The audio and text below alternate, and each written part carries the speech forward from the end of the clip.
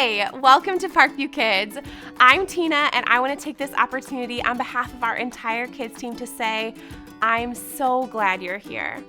Here at Parkview, we love the next generation, and we want to give them our very best. Our top priority is providing a space where kids can learn about and grow their relationship with Jesus in a way that's fun and engaging. During our time together, your kids will hear an age-appropriate lesson that will help them deepen their understanding of who God is. I want to encourage you to sit down and watch this together. We hope that this will provide a foundation for you to have great conversation together as a family about the truths that are talked about here. And make sure you stick around after the video to hear about some more great resources that we have for you and your family. All right, are you ready to get started? Let's go. To be or not to be? That is the question. All the world's a stage, the men and women merely players. We got it, Shakespeare. Welcome to Story Lab. This week we're taking a look at the story of some people who came together for something way bigger than an act. What a piece of work is man!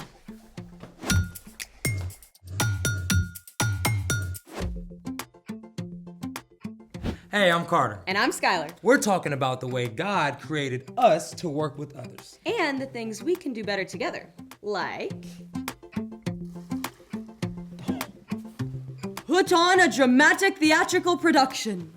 Okay, you're being kinda extra, but the dry ice effects are pretty cool. Right? Dry ice is frozen carbon dioxide. Hot water causes it to sublimate or change directly from a solid to a gas. The resulting fog is a mix of carbon dioxide gas and cold, humid air. The stage is set. We just need to recruit a few more cast and crew for our epic theatrical event. It's just me and you today, pal. Are you trying to upstage me?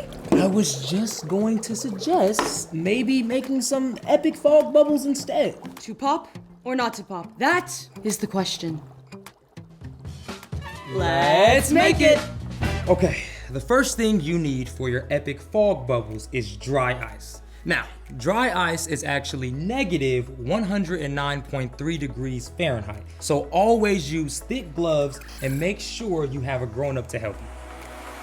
Okay, you will also need a 2-liter bottle filled with warm water and the very top part cut off. You'll need a small funnel, plastic tubing, a cup or beaker, bubble soap solution, and a tray coated with a little more soap and water. Okay, Maestro, how do we do this? Step 1. Mix equal parts soap solution with water in the cup or beaker. Step 2. Fit the funnel into one end of the tubing. The stage is set. Exactly. Step 3. Drop the dry ice into the 2-liter bottle and add water. Don't forget your glove.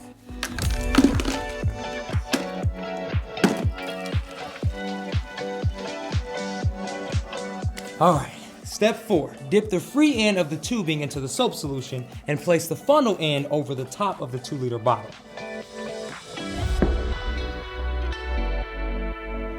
Whoa! Ooh, can I pop it? Yeah, be my guest. Now let's use the big one. Whoa! See that? That's crazy! It's like cloudy. Whoa! Look at the smoke coming through. Look how big they're getting. It's like the carbon dioxide and the cold, humid air are teaming up with the soap solution to create these special effects for us. Now that's some cooperation I can get behind. Speaking of which, it's time for... The story before the story. Today, we're in the book of Luke. Luke wanted to clearly record the story of Jesus. From the very beginning, when people turned away, God had a plan to rescue us. At the perfect time, God sent Jesus, God's very own son, to live among us as a human. Jesus was born and grew up like an ordinary kid. He became wiser and stronger and more pleasing to God and others. When Jesus was about 30, he was baptized by his cousin John. God's voice spoke from heaven saying, "You are my son, and I love you. I am very pleased with you." Soon after this, Jesus began traveling and teaching and gathering followers. Which is where our story starts. Take it away. Hey everyone, I'm Brian. When Jesus started to travel and teach and heal people, he could have done it completely on his own. I mean, after all, he's God's son, right? But instead, Jesus chose to work with a group of ordinary, everyday people we know as the disciples. Come and follow me. Jesus expected his disciples to spend their time with him, to become more like him, and together to do the work that he did. It would have been easy to choose people who were all alike and could get along with no problem, but that's not what Jesus did. One day, Jesus went up on a mountain to pray. In fact, he spent the entire night talking with God. And when morning came, Jesus called the crowd who had been following him and chose 12 men to be his disciples. Simon Peter and Andrew, James and John, Philip, Bartholomew, Matthew, Thomas, James, son of Alphaeus, Simon the Zealot, Judas, son of James, Judas Iscariot. Let's zoom in now and take a look at some of these guys. First off, we've got Simon Peter and Andrew and James and John. All 4 of them were fishermen. Fishermen at this time were hard workers, but often gruff and rugged, not the kind of person you would want maybe at a dinner party. Plus, they were 2 sets of brothers. I mean, do you always get along with your siblings? Yeah, didn't think so. Hey, quit shoving! You're in my way! Jesus knew exactly what these men were like, but he borrowed Peter's boat to teach from, and then instructed Peter to throw out his nets in the same place he'd caught nothing all night. The men caught so many fish, they almost sunk the boats. Go away from me, Lord. I am a sinful man. Don't be afraid. From now on, you will fish for people. If these fishermen were kind of rough around the edges, Matthew was the opposite. Matthew was a tax collector who worked for the Romans. He was in charge of taking money from the Jewish people to give to their enemies, and he probably took extra for himself. No one liked tax collectors, so it would have been shocking when Jesus walked right up to Matthew. Follow me. Jesus even went to dinner at Matthew's house. While Matthew worked for the Romans, one of the other men who Jesus called hated the Romans. Simon was likely part of a group called the Zealots. Now, the Zealots were revolutionaries who wanted to overthrow the Romans using violence. They believed the Messiah would help them do that. Rough fishermen, an upper-class tax collector, a fiery revolutionary. Imagine including all of these different people in a group project together. We don't know a lot of details about the other disciples, but you can bet they had their own quirks. Jesus even included a man he knew would end up betraying him, Judas Iscariot. And it wasn't only men who followed Jesus. Women traveled with and learned from him too. There was Mary Magdalene. She had been controlled by spirits who weren't from God, and Jesus healed her completely. A woman named Joanna followed Jesus too. She was married to the man who was in charge of the king's household. Other women learned from Jesus, including one named Susanna.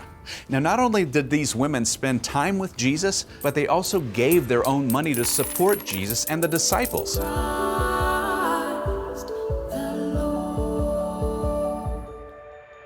And Jesus welcomed their help. Women and men, people from all different backgrounds, people who would never have talked to each other on the street, Jesus invited them all to join him. Jesus knew that the more time these people spent with him, the more they would become like him, and the more they could lay aside their differences to work together. The end.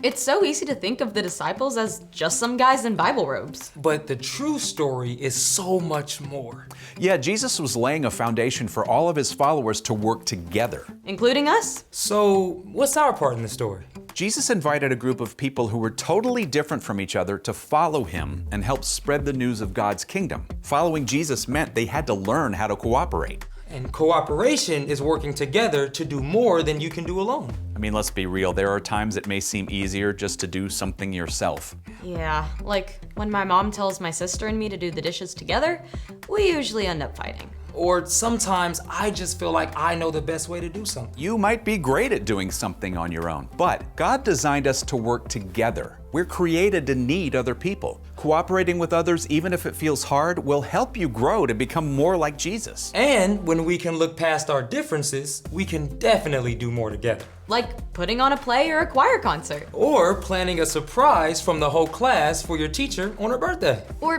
even just working with your family to get the house cleaned up before company comes over. If you don't feel like cooperating all the time, that's okay. You can ask God to give you peace and patience to work together. Yeah, and sometimes cooperation can actually be a lot of fun. It's been a blast cooperating with you guys. Right back at you. See you next time. So, here's the thing. Jesus wants us to work together. Whether you're acting out a story, Helping plant a community garden, cleaning up the kitchen after dinner, or doing an awesome science experiment. Ooh, can we make an ultra super giant bubble this time? Let's find out.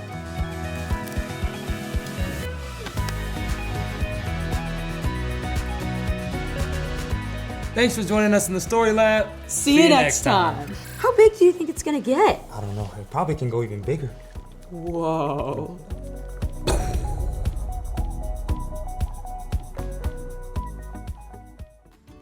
Thank you so much for tuning in today. We hope that the truths found in this lesson will take deep roots in your family.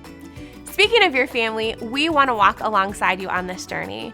We have an awesome resource for you called the Parent Hub.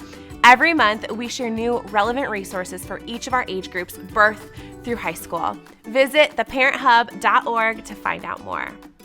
We are rooting for you and your family. Keep up the hard and wonderful work of pointing your kids towards Jesus. We love you.